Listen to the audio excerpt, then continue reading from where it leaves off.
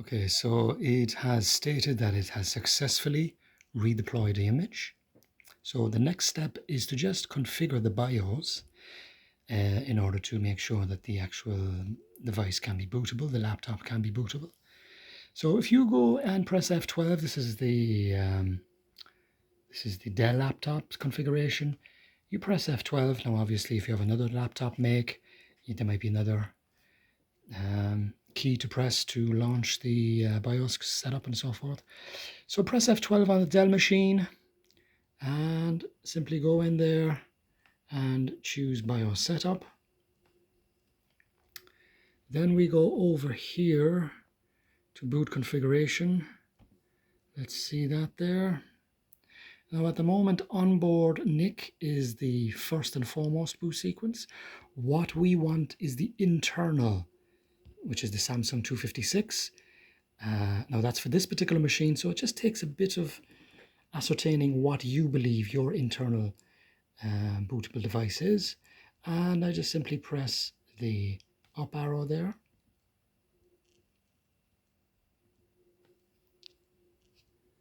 And we continue to do so. And so that is that. Now, while I'm here, I might just go in and just have a look at another few aspects. If I go down here,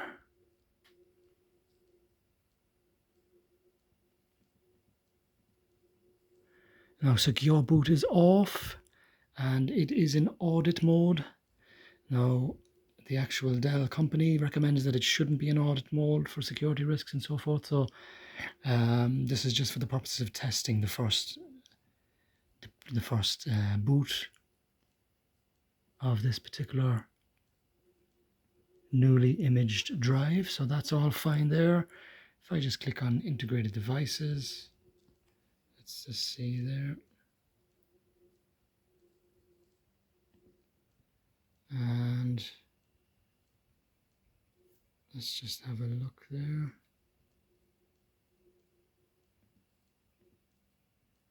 Yeah, everything seems to be fine there.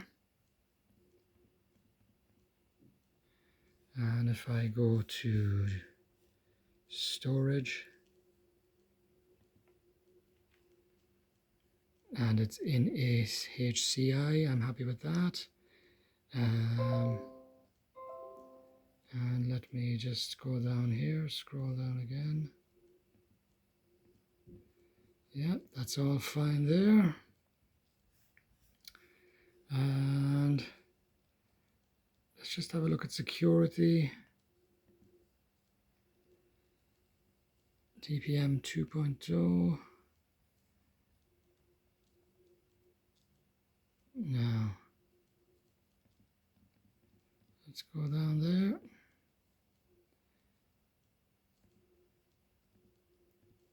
That's the configuration there.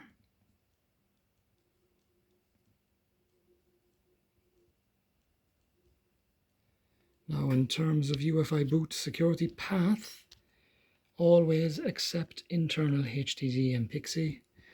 That seems to be it. So it's just a case of going down and choosing apply changes. And then pressing OK. And then pressing exit. And now it should automatically boot, hopefully, to the target drive. So, okay, we have the Dell splash screen pop up. So now it's trying to find the bootable device. And it should become quite apparent almost immediately if it can or cannot find the device, or the bootable device. And it's gone back into the Dell splash screen. Now, this is the first occasion that I have installed this freshly installed image. Now, it's going into a flash of the BIOS first and foremost. And I would imagine that is as a consequence of the newly installed image. I'm not 100% certain, because the said computer was not connected to the internet. So I'm only assuming that with the newly deployed image, which is sysprepped, that newly deployed image has a more up-to-date flash drive. I'm just assuming now. And that is how it goes to identify a more modern version of the flash drive. Now you can obviously install the flash drive yourself manually by going into the Dell drivers. Support Assist, Dell Support Assist is another excellent software tool that you can just Google and download, and it's almost like a one-stop shop to install all of the drivers for your machine. It also checks if there's any difficulties with hardware, performance issues. It's a very, very useful tool, as I said, and that's the other option to install the BIOS. 50% there. As I said, I suppose in terms of this machine, Dell, this is the Dell Latitude series. I think this is E5510 or 20. It is quite a stable machine. I like Dell, I suppose, in terms of the context of the fact that they have excellent customer support and IT support, whether it's in the corporate or private purchase. I would strongly recommend purchasing the customer support. That really is, in my opinion, the durable competitive advantage of Dell over other laptop manufacturers, in my opinion. And I've been using Dell now in my workspace for the past 12 years. They are, all in all, quite durable. Some of them do get a bit of knock when I give them out to students and in some instances staff. But overall it's quite robust. I like the fact, I suppose, it's a Windows machine as well.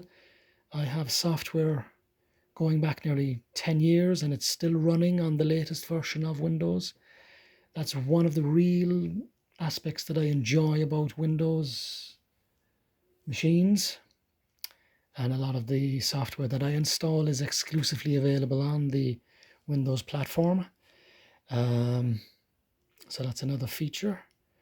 Now, as you can see, it does take a bit of time to run that flash, but however, we'll keep chatting to it. If you wish to forward straight on to the finished product, please feel free to do so in the YouTube video.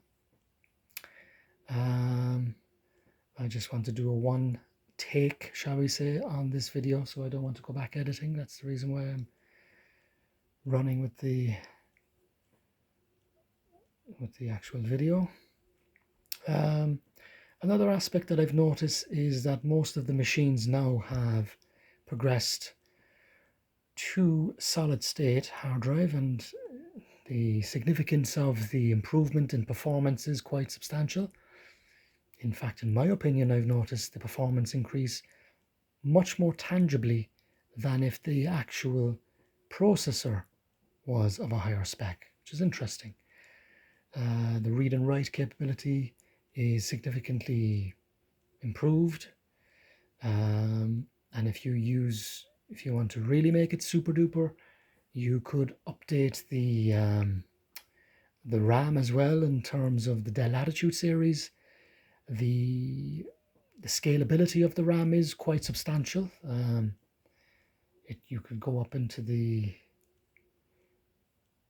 you're nearly into the maybe 120 gigabytes, maybe more than that. Obviously, with the specs of the new machines coming out all of the time,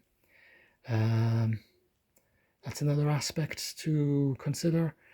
And in my opinion, I would choose not to purchase the RAM from Dell itself. You may get it cheaper from third parties like Crucial Memory or indeed Mr. Memory. And if you are a bit tech savvy, you know, it's not that difficult to install. So the BIOS has been flashed successfully, and we're seeing the first indication that something good is about to happen. That is that hopefully the Windows operating system will have been detected, the new sysprepped version. And then it is just a simple case of going through and configuring and setting up. There we are. So that's a good sign there, getting devices ready. That's a very good sign. So it seems to have found the actual bootable device.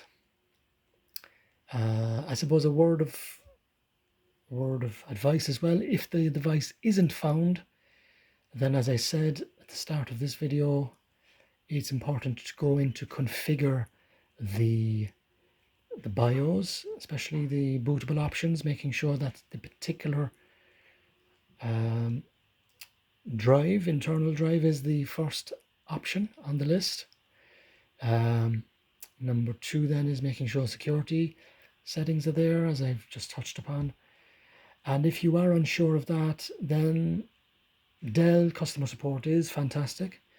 As long as the machine is in warranty, they are very good at resolving issues.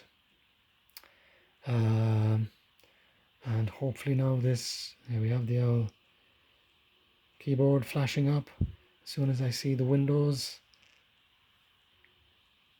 splash screen, then you can take it that the machine has been successfully reimaged. So I'm just going to wait until that occurs. And now as you can see, it might pop up with the Dell splash screen on a number of occasions initially. That's perfectly normal. And it's as I said, it's quite a straightforward process. Now it seems to be flashing again, the BIOS, and it's, as I said, it might take just a few minutes to do so. It says the BIOS has been updated, and again it's rebooting.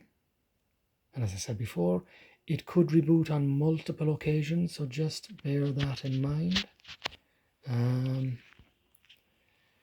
It could be several occasions before it goes in to the Windows BIOS.